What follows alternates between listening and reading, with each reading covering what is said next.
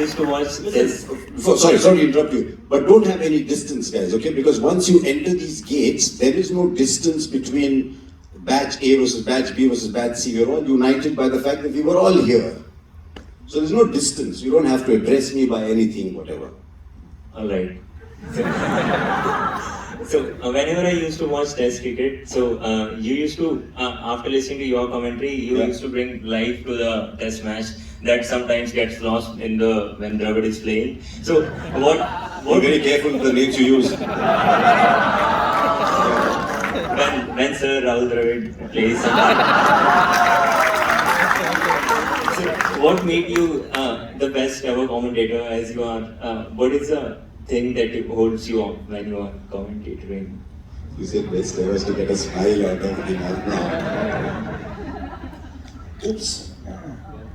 No, I'm serious, by the way. No, we didn't have choices. We didn't have too many options. So if you got into a line, you had no choice but to try and be the best at it. Sometimes elements align, sometimes you work very hard. I'm not the only one who worked very hard. Lots of people work very hard, but the elements aligned. And it just happened. You know, there's a lot of drama around some stories, and then when you peel the layers of the drama, you discover that it's actually just a simple, ordinary story, you know. So when I started writing my book, I started writing a book, by the way, about 3 years ago, and I stopped at 20,000 words, and I haven't got back since, because it's just another story. I mean, if you ask me why did things happen to you, I don't know why they happened to me. I just worked my backside off and doors kept opening. Yeah, I don't know. But that's what you asked, no? Yeah, that's what I asked. Maybe it does happen to me as well. It will happen, and there will be times when doors will shut. But life is about enjoy. As one of my oldest friends, my batchmates from engineering college, tells me, life is about learning to live with plateaus. Instagram peaks don't happen. So my son tells me there's a lot of depression in younger people. And I said, why? Because this is the greatest time to be Indian. Why should you be depressed? It's the greatest time to be Indian because you cannot have only expectations. You must live with life and there's not that much to look forward to and enjoy all the little things as well. You cannot live on a peak every day. You know how uncomfortable it is sitting on that pointed peak. There's a reason it's called a peak because you only visit it occasionally. Life is plateaus. So how do you enjoy being in plateaus? If you can enjoy being on plateaus, then the peak will happen. But if you worry about being in the plateaus, then the trough will come, no? So I've had loads of plateaus. What am I doing today?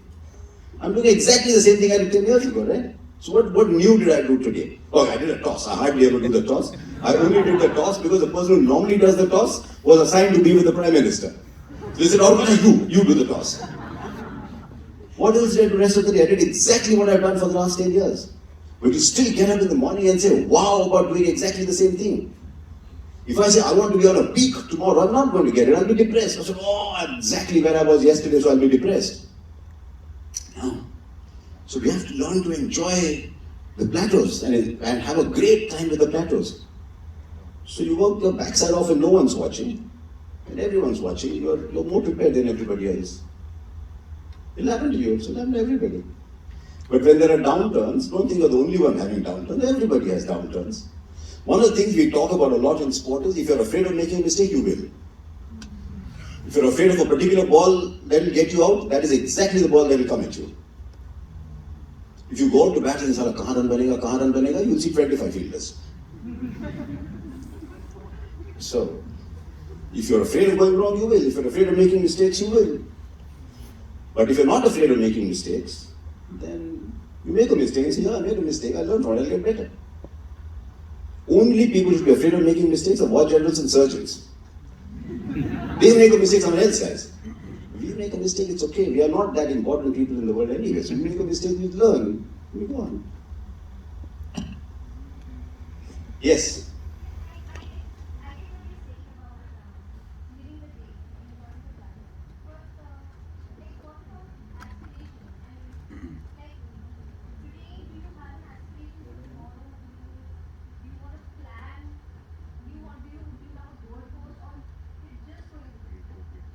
At my age? I want to wake up tomorrow morning. But I can understand why you would feel that way. And you must have goals. I never had goals. Mine's a very peculiar story because I never had goals. I just said, okay, so what's going to happen today? And things happen to me. I keep telling people who tell me these stories, I never make things happen. I just work my backside off.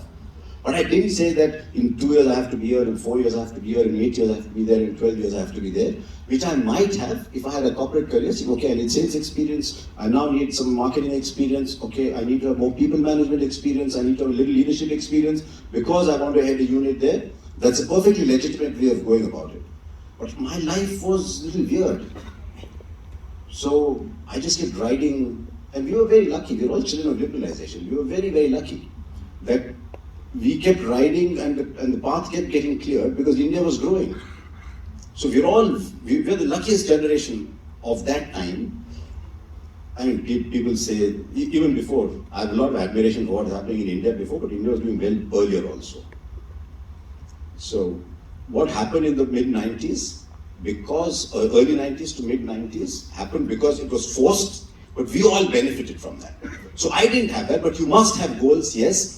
But most often, I believe, for my profession, you must have performance goals, not target goals. And just get up in the morning and say, was I at my best today? I wasn't, okay, how can I get better at what I do? Can I control the outcomes? I don't know. If I can, wow. But do I always control outcomes? Do you? So what's the point worrying about it? Look, when you get to my age, it's very easy to look back and say because certain things happened that have not yet happened to you. So it's very dangerous to seek advice from someone of my vintage. Because things have already happened. But when you don't control the outcome, there's no point worrying about it, no? Suddenly demonetization happened, man. What do you do? Was it part of your annual plan? Was it part of your profitability projections? No, it happened. One of the reasons Indian managers are so valued outside is because we learn to live in chaos. So the best thing, my advice to everybody is that you're already privileged. So stay simple, stay humble, work your backside off and take what you get. What you get will always be, unless life has some really sad things in store for you, which if it is, you just accept and say, yeah, okay. But take what you get. It'll always be better than what a lot of people get. There has to be a competitive gene in you. I had that competitive instinct in me as well, but not to the extent that it doesn't allow you to sleep well at night. A lot of perceptions are changing post-COVID. Yeah, hi Harsha. The moment I start sounding like your grandfather, tell me. Thank you so much for being here. So I think everyone will. No, I asked to be here. Yeah, we are privileged. So I think everyone will agree that you have this eloquent and energetic way to commentary, but I also see storytelling as very consistent in your regular speech as well as commentary, where we might have seen just an entertaining win at the Gaba, you saw the underdog stories of the Indian players there. So I was curious to understand how this approach to thinking as well as communication developed, whether it's your time here or during radio or in live broadcast as well. You always identify with people who are like you. And I've known what it is to be the underdog. I've known what it is. People didn't expect, I was not supposed to succeed. So you automatically relate to the underdog. My son now laughs. When he looks at something, he says, yeah, Baba like this and this and this and this. And he says, now there's a pattern and underdog, you like him. Okay, African brown colored, you like him. Okay, woman, yeah, you like her. But finally, what is sport when you take away everything? Sport is just an emotional drama being played out in front of you. And if you don't relate to the emotion, then what are you relating to in sport? Then what are you playing sport for? So you relate to the emotion. Can you imagine what it must be for Washington Sundar to go out and play that test match, man? He's a net bowler. He's supposed to get crushed under the pressure of playing that test match. What is it like to be a Mohammad Siraj who's growing up without shoes? To be the most experienced bowler in that lineup Most experienced because he made his debut 2 test matches earlier. You're 13 wickets against 1028 wickets. You have no business winning. So when I do my corporate talks in Spain, one of the slides we have is how do we win from here? And the picture that we put up is Ajinkya Rahane in front of a scoreboard shows 36 all out. 36 all out or 36 for 9? 36 for 9. 36 all out would have been better. Because 36 for 9 meant when you lost a bowler with a broken hand. So that is a phenomenal case study on, depending on which way you look at it, did the elements just align for India to win? Or did people say, this is where we are, how do we win from here? There's no point in me lamenting, why am I without my top 5 bowlers? We can easily do that, no? Yeah, why am I here? Why am I without my top 5 bowlers? The world has a conspiracy against me. This is the progressive world going against this kind of world. This is the white countries going against brown countries. You can do whatever narrative you want about it. The truth is you are in that situation, no? If you are in that situation, will complaining help you win? But so many times we choose to complain because it's easy. It's easy. Complaining doesn't win you anything. Martyrs don't win wars. You say, yeah, I am in this situation. What can I do? Okay, with what I have, let me see what I can do. One of the great things sport teaches you is that you're always positive. And you say, okay, with this, I have to win, right? And that is what India did that day. They said, how do we win from here? That is one of the greatest series ever played. But it's an interesting one. We all come across difficult situations in life, and a lot of you will. You're going through an absolute purple patch in life at the moment. Absolute. I mean, don't even try defending. Give me a contrary view. Just look outside your window, and life is a purple patch. You will come across many difficult situations. What do you do when a difficult situation hits you? Yeah? First, check who's your team. When it hit me and I looked back, there was nobody behind me. You must have. So one of the other things we talk in our corporate talks is how good is your defense. We're living in an Instagram world, we're living in a T20, T10 world, where the things that are glorified are all the wow things, the big shots, everything. But in life we need a defense. I look back, my only defense was my family. And now people don't want to get married anymore. Where we have families. So when you go to difficult times, say, okay, this is what it is now. What can I do from here? Rather than mourning what is happening. I mean, everyone will get thrown bad cards here. I mean, I don't want to sound like this guy coming up and saying, wow, man, this world is rosy. But everyone goes through difficult times. What do we do when there are difficult times? I've been very lucky. I've not had many difficult times, I must admit. But always say, what can I do from here? If it works, it works. If it doesn't work, it's not meant to be. Hey Harsha, I've always seen you on the TV, and now that we are at college, I'll take the liberty to You're standing up get informal and sit with you and have a chat. Is that for it's wet over there, be careful. Yeah, it's good. I don't know his Instagram page? My friends are gonna take good pictures for me here. I just wanted to ask You you. planned this before? No, I just thought about it now. Because if you did, I was going to tell you to aim higher.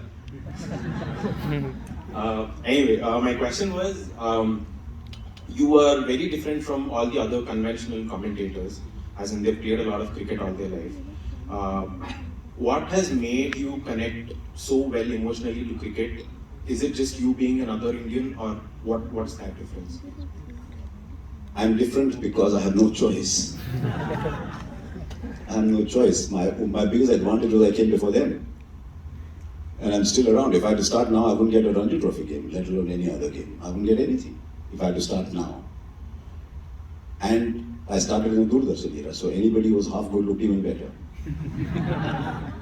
So I will be different. But I understand simple people because I was one of them. I didn't go out into a situation where I had to score 100 to save the team and got 100 and came back and wow, and the president sent me a message. I'm not that person. I am defined by, as I said before, I was not supposed to succeed because I'm defined by who I'm not by who I am. In most cases in life, we are all defined by who we are not. I'm not supposed to be a television anchor because I don't look like a television anchor, right?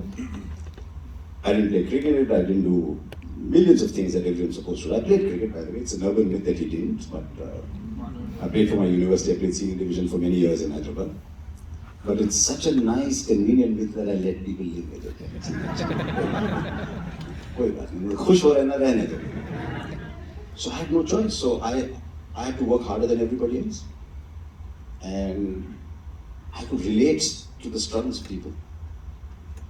But beyond that, what? You go to ground and you communicate the fun, you communicate the joy, because to be able to watch sport is a blessing, to be able to play sport is the ultimate blessing, to be able to watch sport is a blessing, to be paid to tell sport is the greatest blessing you can ever have. So I just go there and be happy. I'm still happy. I loved watching cricket. Did you see Shami getting hands come out today? So that honestly, my life is, yeah. You always seem to perceive sport as happiness. There are certain days where you wake up and you're not like super energetic. Does looking at cricket make you happy? I'm not super energetic today. I'm coming off 6 or 7 days. You can hear my voice. It's very different. I'm coming off 6 or 7 days of being under the weather, sitting at 7 in the morning, 7 in the evening. But if you have to go to a cricket match, you have to go to a cricket match. No? So it's not that I get up in the morning and I look and say, rise and shine, man, the world is happy.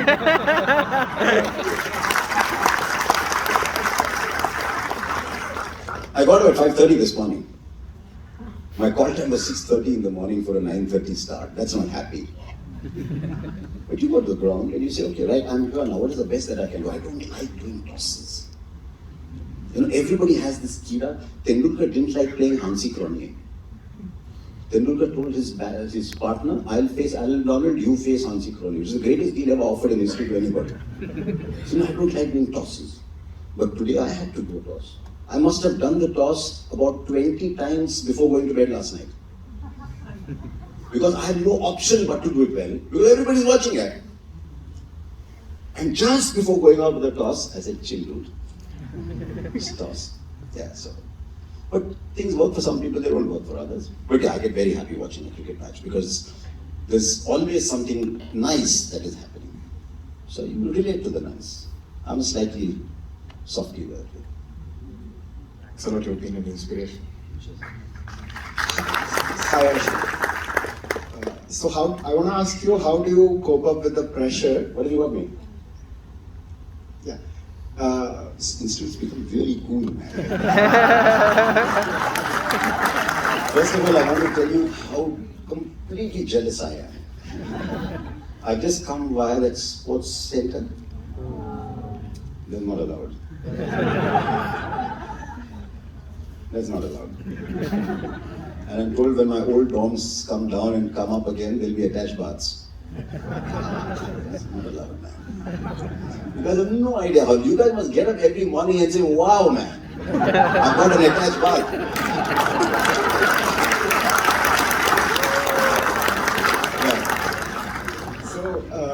Like in life, sometimes you put a lot of efforts and you think that you're doing good. Like Virat's 60s got ignored, like Ajinkya's efforts in Australia got ignored in a way. So when you have that kind of pressure around you, how do you cope up with it and how do you then come out of it to succeed? Listen, it depends on how you decide ignored. If ignored is determined by number of likes, number of mentions, amount of virality, Ajinkya Rahane came home and they had a whole celebration outside. There was a cake to cut, there were musicians playing. It's a celebration. If India ignores Ajinkya Rahane, then India doesn't know sport. And the story behind, when Ajinkya Rahane comes, he's given a kangaroo-shaped cake to cut, and he says, no, that's a symbol of another proud country, I won't cut it. If India ignores Ajinkya Rahane, then India doesn't know sport. But India will not ignore Ajinkya Rahane because we live in the present at the moment, right? I mean, the way we talk about Virat Kohli is as if Virat Kohli batted number 11 all his life. Yeah, he's not got hundreds, he goes through he's going through a bad patch. How many of us haven't gone through a bad patch? The reason you earn the right to go through a bad patch is because of your pedigree, because of what you've done. You work really well at a company for 14 years. right? You're the top achiever in a company of 14 years and you have 4 bad quarters. You get sacked? What? Layoffs are popular these days, right? Listen, layoffs will always be popular if you're spending someone else's money. Nowadays, success is determined by how much of someone else's money you spend, not by how much you earn, right? So, generally, we don't understand valuation. Because we think income minus expenditure is profit. And everything in life is as simple as that. So if you have no income and a lot of expenditure, how can you be valuable? So, yeah. But India will not forget us. India will not forget Ajinkya. The moment he retires from the game, he will rediscover his popularity, because whether you're a musician, you're an actor, hopefully you're a commentator, the day you retire, you start becoming better with every day after that. When R.D. Burman was alive, people were not giving him songs to compose. The moment he died, he became the greatest ever. I hope you don't have to wait for people that way. But no, these things keep coming back. It's an interesting one. We live in such an era of, I put a post now, next 5 minutes, I want to know if people are watching. Is Instagram gone, or for those who are, is Instagram obsessive? If you don't get likes on Instagram, is it depressing?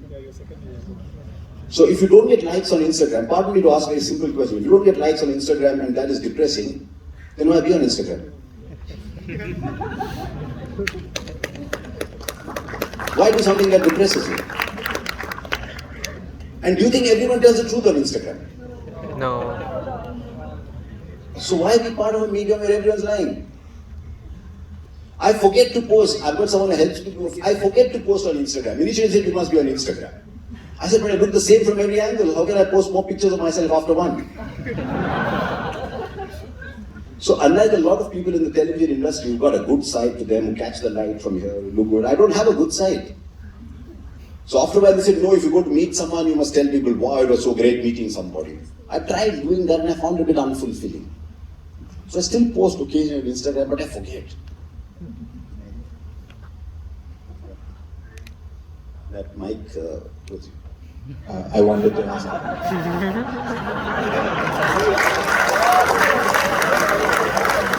Unless you wanted to tell me something you didn't want anyone to hear.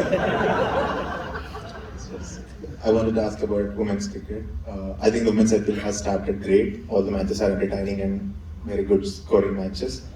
But I feel that we are still at least a couple of years back behind Big Bash in terms of inclusivity of women in cricket. As a business student, I feel that there is some sort of revenue generation shortfall coming from women's cricket. But do you think will it reach the scales of IPL, men's IPL in the future? Or what are the steps that we can take? Look, we will be behind. In 1947, we are behind a lot of people. There is a cycle that you grow with. So at the moment, Australia are playing in the women's game. They're playing at a level that is unimaginable. This is the greatest women's team ever assembled in cricket. I don't follow women's football or women's or other team sports as much, but this is the greatest women's cricket team ever assembled. Where are we now? Which is the only team that threatens Australia? And that is still, in spite of it all, that is India. And you watch Smriti and you watch Harmanpreet and you watch Jemima now, and you see there's a lot of spunk. Why I was so bullish about the WPL is because it would allow more girls to get an opportunity. When you play for India, 15, 16, 18 girls will get an opportunity. Oh, by the way, I must remember to say women. I got pulled up for saying girls. Yeah. When they're younger than my children, but doesn't matter. But 15, 16, 18 women will get a chance. The moment you have 5 teams, with 7 Indian players, that's straight away 7 into 5, 35. 50 people are getting an opportunity. When these 50 people get an opportunity, the women from the places they are coming from will say, now I can be like them. That will seed another 500. And before you know it, the WPL will be a rage because it will become aspirational. This should have happened in athletics because for years and years, the women athletes get more medals than the male athletes. But if you don't want a sport to be financially viable, you can never make it financially viable. But cricket is going to go through a revolution because there are already 15, 16, 17-year-old girls who are coming through. You know what's very interesting is today, Shreyank, there's RCB yesterday. Shreyanka Patil. There's players like her, 26, 27 years old. There's one who's 34 years old. If you're 27, 28 in women's cricket, you've not played for India, what chances do you have? And yet here she center stage. Isn't it beautiful? It's not only giving 16, 17-year-olds a go, it's giving 25, 26-year-olds a go and saying, right, here's a platform for you, which is what the men's IPL did. But never ever make the mistake of comparing the two. They're different sports. I know a lot of idiots, and I don't use that word, I use that word knowingly. There are a lot of idiots who say, Butt's only bowling 108. It is the contest in sport that is always sacrosanct. The contest between bat and ball is what is sacrosanct. When that contest is intense and positive, that is sport. They play sport at a different physical level, but the intensity is still the same. If they played sport at the same physical level, there would be no man and woman. So don't expect that. Can Serena play against Federer? Does that mean Serena is a lesser athlete? No. Is Sania a lesser athlete than Lianda Pace? We play different sport, and the moment the idiots start to understand that, they will now start to look at the game very differently and enjoy it for what it is worth. That the contest is beautiful. The emotions are still the same. You saw yesterday, today was yesterday's game, Gujarat Giants against RCB. You think it was short on emotion? And it is through our appreciation of this emotion. The WPL will have to be handheld for 2 or 3 years.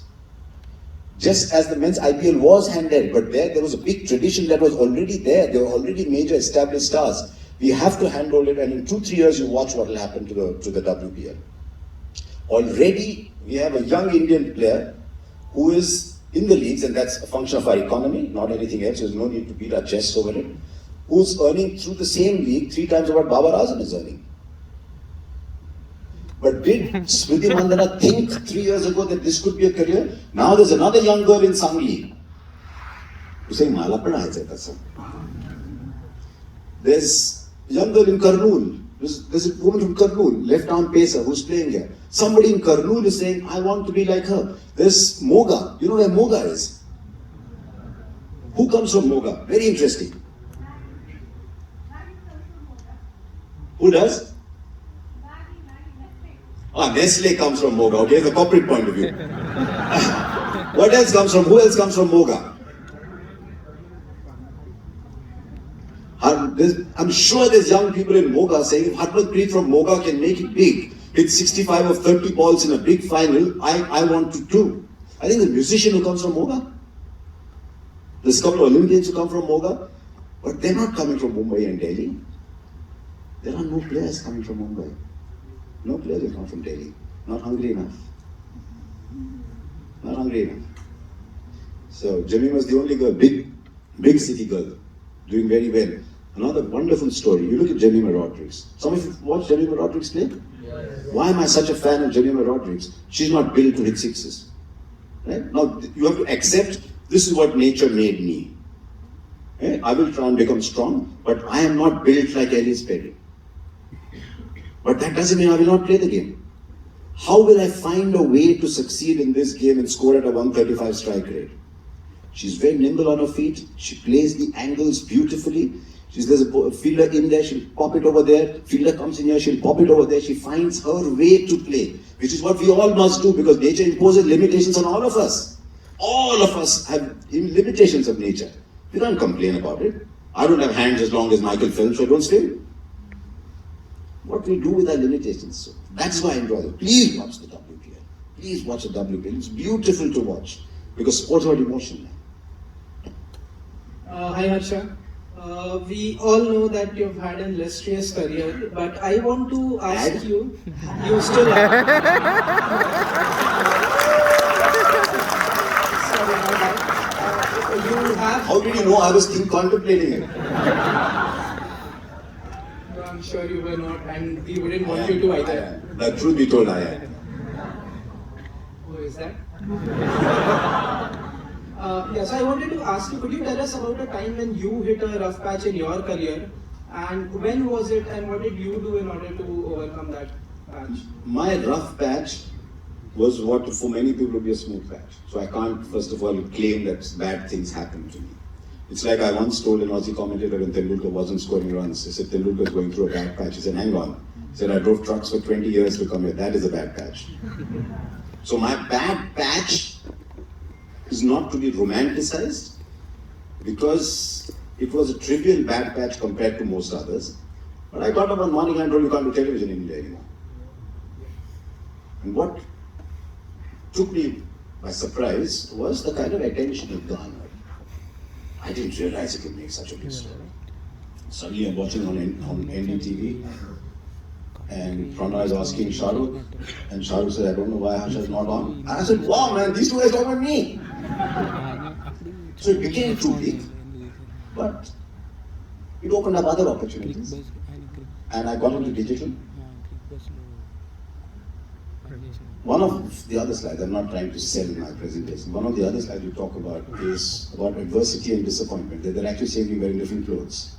It's how you look at disappointment and adversity. So, because one door closed for me, several other doors opened, and I actually made a living on the digital platforms, which I would never have done if I had stayed in television.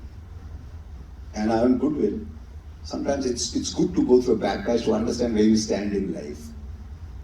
And sometimes what we think is our worst moment, you realize 3 or 4 years later was actually the best moment of your life. Because it forced you to do something you would not otherwise have done. Similarly, in my life, there was the biggest high I could have imagined, which turned out to be professionally terrible for me. So it's peculiar that what I thought was the biggest high of my life ever, I'll be very honest, I sat in a choir, I was doing a travel show in Delhi at that time. It was a travel show which we did for the BBC that went out on National Geographic and others afterwards. The one and only time I did a travel show, I won't again. I sat in a little hotel room in Delhi and cried. So I thought, wow, life can't get better than this. And it wasn't actually good news for me because of what happened after that. And what I thought was the worst moment turned out to be good, so how can I win from here? Say, okay, what do I have? How can I win from here? But I've been luckier than most. I can't complain, so.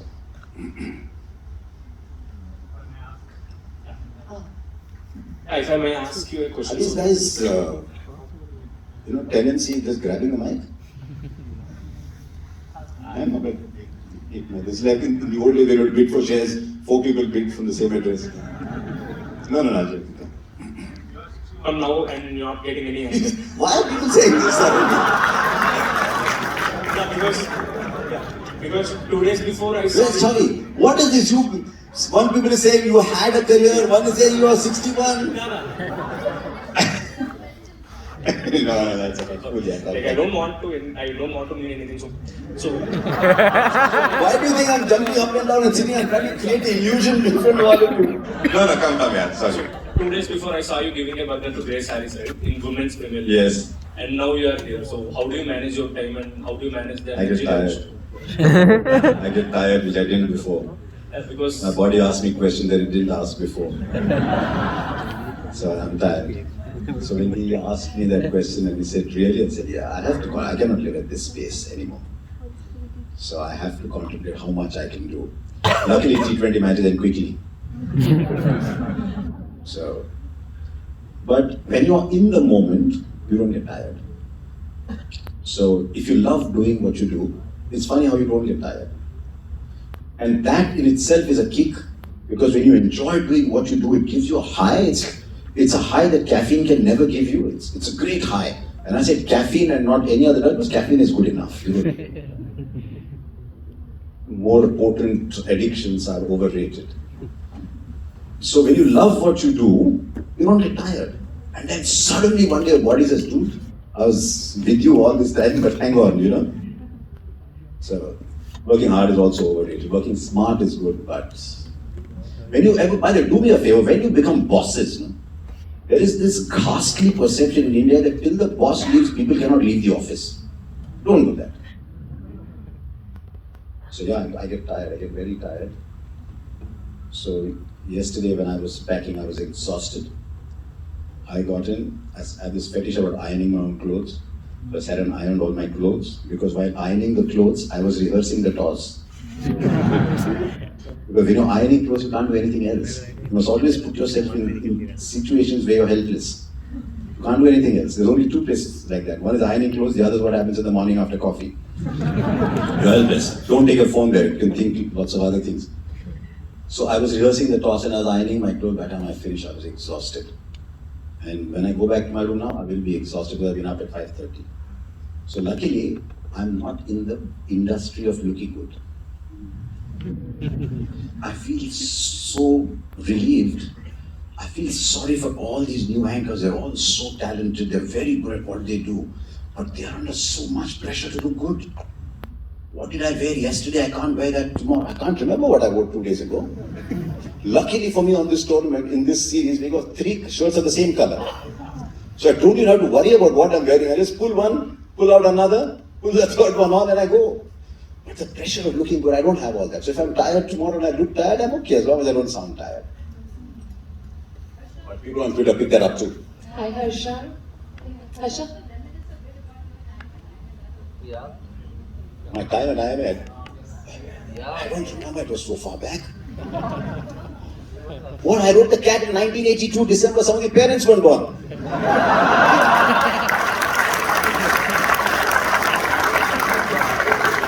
I wrote The Cat in 82, December with a GMAT Barron's Guide as the only means of preparation. So I had one GMAT Barron's Guide which I got off a footpath on Abbots in Hyderabad. One friend had another GMAT's guide. We quickly checked that we hadn't bought the same one so we would share it with each other. Then one of my friends said, how many speak Telugu here? One of my friends said, Nana, Reader's Digest lo word power vastundi, akkadi nunchi practice chedam. So it pays to increase your word power on Reader's Digest. If anyone remembers Reader's Digest. So we would call up each other and say, what is the meaning of autocratic? What is the meaning of apocalypse? Because that would be those words in Reader's Digest. That's just how we prepared. But I met very good people on the way. I was very fortunate. I had no business coming here. I was just very lucky.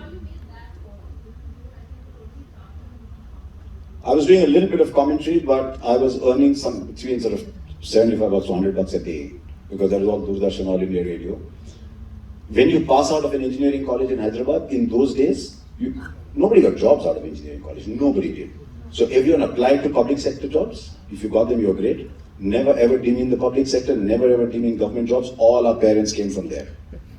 Because our parents came from there and spent on our education, we could come here and our children could go somewhere else. Life is a series of connecting trains. So never make fun of government jobs. My batch, everybody came from government jobs or public sector jobs, virtually. So you don't get jobs. You either apply to public sector jobs or you try and go abroad, but you can't afford it. So you hope that you'll get aid. But the cost of applying abroad is already so much. I would actually go on a scooter from my house in Tarnaka, go near Tarnaka all the way to the main GPO, put the stamps on for the pre-apps for universities abroad, but not put it in the box. Because somebody said, वो box के अंदर डालेंगे, हल्लू से पीछे से निकालेंगे, stamps निकाल देंगे, बाजू में फेंक देते. So go and get them stamped in front of you so that you don't have to pay for the stamps again. Or, as I did, I wrote a postgrad exam for a postgrad in engineering. Luckily, I got through GATE, as it was called then. Luckily, I got through that. So otherwise, I would have probably gone and done an MTech in chemical engineering somewhere. And deep, far, far away in a fantasy world, was getting into IIM. Sometimes it happens. But this place, I knew this place was going to be special. It's an old story about how I never got my interview call letter. Everyone knows, I don't want to keep repeating that, but I didn't get my interview call letter. And I went to the, okay, I'll tell it to you very quickly. I got an IIM Bangalore interview letter. And in those days, very few people got these, right? So if you got an IIM Bangalore interview letter, you were already wow among all the people around it. People were talking about you. And everyone who got IIM Bangalore got IIM Calcutta. The call letter, interview letters. I didn't. And I'm sitting on the dinner table and saying, such high correlation in Bangalore, Calcutta. I'm the only guy I know who's got a Bangalore interview letter but not got a Calcutta interview letter. My father, being the eternal optimist and academic, said, maybe the postman didn't deliver the letter. I said, yeah, maybe the postman didn't deliver the letter. He said, okay, let's see what we can do. Hyderabad is a beautiful village. Everyone is 2 degrees of separation away from you. It used to be. This Hyderabad, I don't know. So he called up interviews at an administrative staff college. If you're the earliest teacher of French in Hyderabad, then everyone knows you. Somebody has always passed through your class. He was the first teacher of French. He actually moved, like me, I think it must be in the blood. He was a teacher of chemistry. And then he moved to set up the French department. So he called up someone he knew in the staff college. He said, I'll check with the professors from IIMA Calcutta over there and tell you. And he called at night and said, your son's name is there in the interview list. So I've gone and done my IIMA Calcutta interview. Luckily in those days, IIM Ahmedabad sent rejects. Luckily, they sent rejects. So a lot of people started getting rejects. It was a letter no one wanted to get. And I didn't get a reject. So I'm saying, you know what, I've not got a reject yet. I said, I don't know, but I've not got interview letter, but I've not got reject also. My father said, maybe postman didn't deliver.